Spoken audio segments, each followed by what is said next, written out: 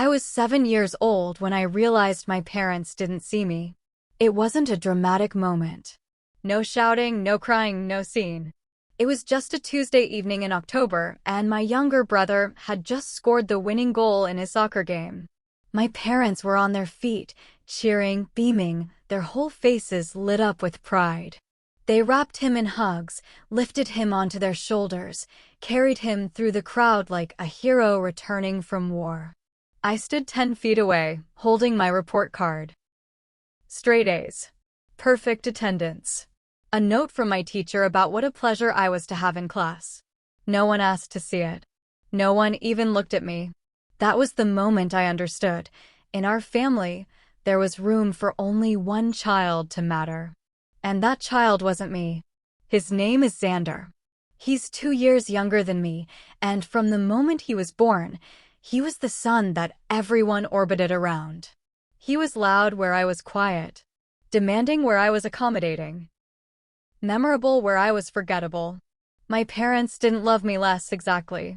They just loved him more. So much more that there was nothing left over for anyone else. I learned to make myself small, to need nothing, to ask for nothing, to celebrate quietly in my room while the rest of the house exploded with joy over Xander's latest achievement. A goal, a trophy, a girl, a job, a life. I left home at 18 and never looked back. Not out of anger, just out of practicality. There was nothing for me there. I moved to a city 6 hours away, worked my way through college, built a career in nursing. It suited me, caring for people who actually needed me. People who looked at me when I walked into a room. People who said thank you. I visited home twice a year, Christmas and Mother's Day. The visits were always the same. My mother would hug me, ask a few polite questions, then turn her attention back to Xander. My father would pat me on the shoulder and retreat to his chair. Xander would breeze in and out, too busy for his forgotten sister. I stopped expecting anything different. I stopped hoping. I just showed up, smiled, and left. 15 years passed like that. 15 years of being invisible. 15 years of watching from a distance as Xander got married, bought a house, had children, lived the life that was supposed to be shared but was always his alone. Then the call came. It was a Tuesday evening in October.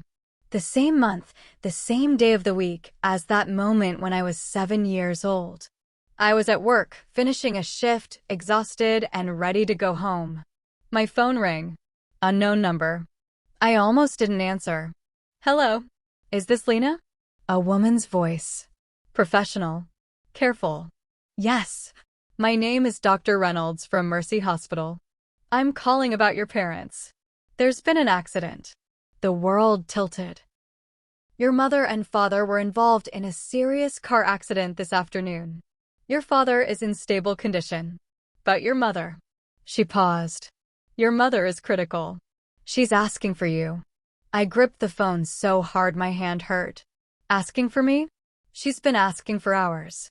We tried contacting your brother, but he's out of the country and unreachable. Your father gave us your number. He said you'd come. He said you'd come. 15 years of invisibility. 15 years of being the forgotten one. And now, when it mattered most, they remembered I existed. I should have felt angry. I should have felt used. Instead, I just felt hollow. I'll be there, I said. 6 hours. Tell her to hold on. I hung up, grabbed my bag, and walked out.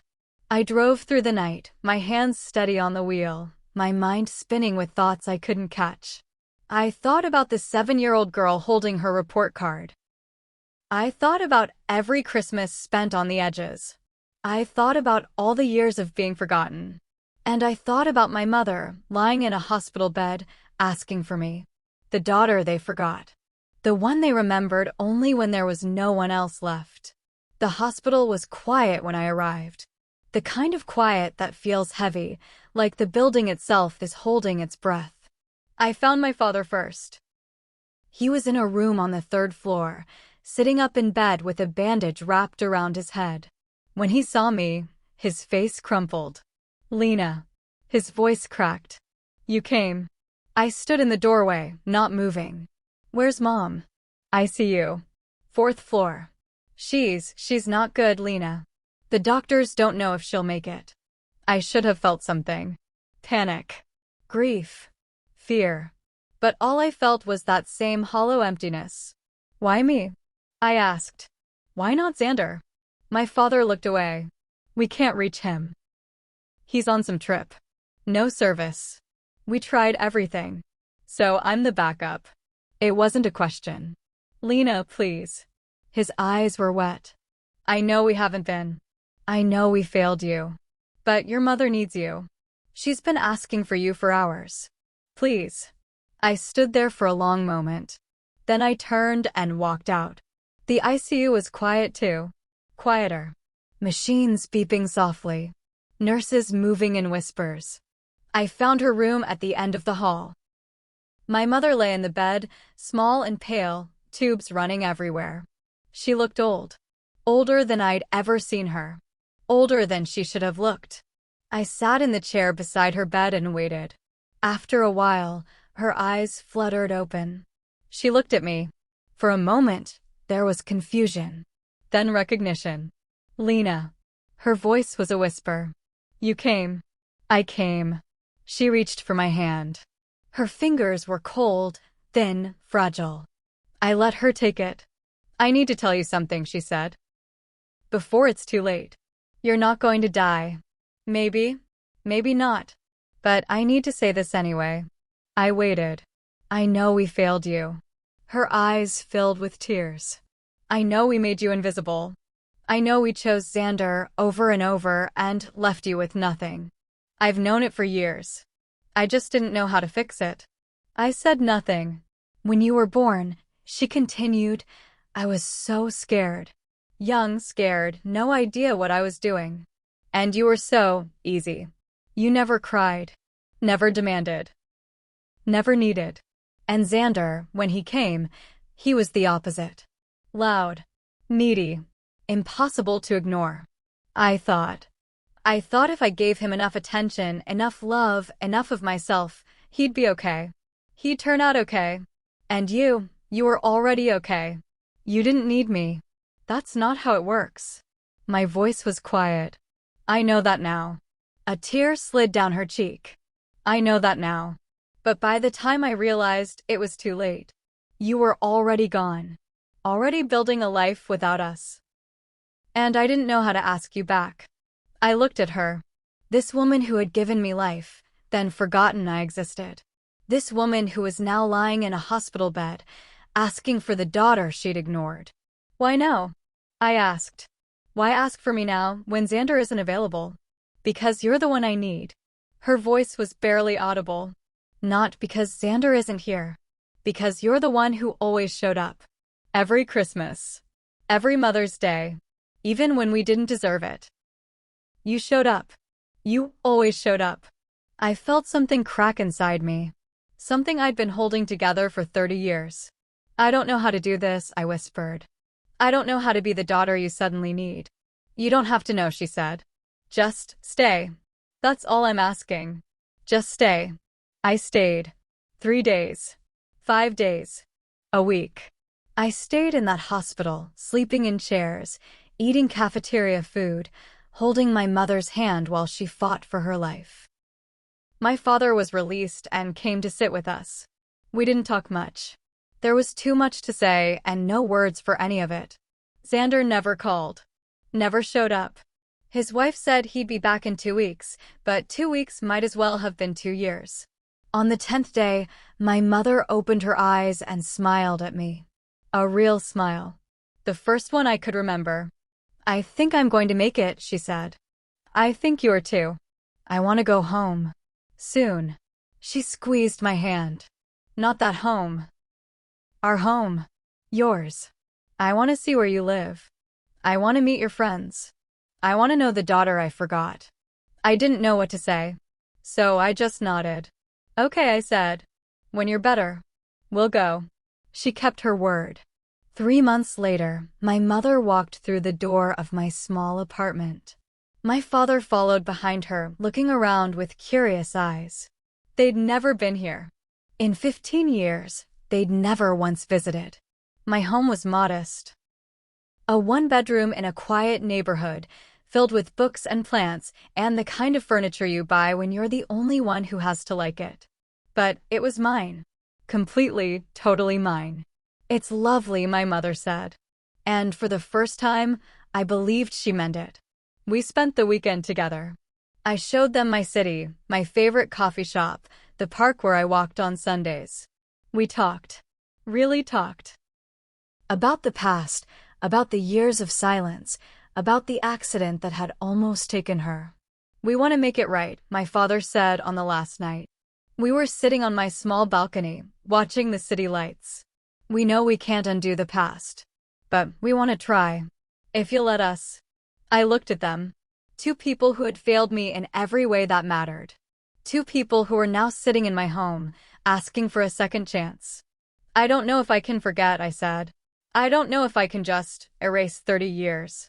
No one's asking you to, my mother said. We're just asking for a chance. To be part of your life. To know you.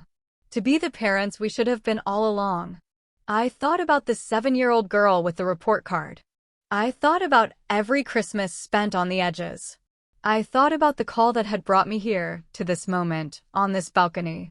I can't promise anything, I said finally. But we can try. We did try. Slowly, carefully, we built something new. Phone calls. Visits. Holidays that didn't revolve entirely around Xander. It wasn't easy. There were awkward silences, old hurts that surfaced at unexpected moments, words that couldn't be unsaid. But there was also progress. Small steps forward that added up to something real. Xander, when he finally returned, was confused, angry, threatened by the attention I was suddenly receiving. There were fights, accusations, demands that things go back to the way they were. My parents held firm. Lena is our daughter too, my mother told him. She always has been. We just forgot. We won't forget again. It didn't fix everything. Some wounds are too deep to fully heal. But it was a start. A real start. 2 years later, my mother called with news. Lena, she said, her voice trembling. I just got back from the doctor.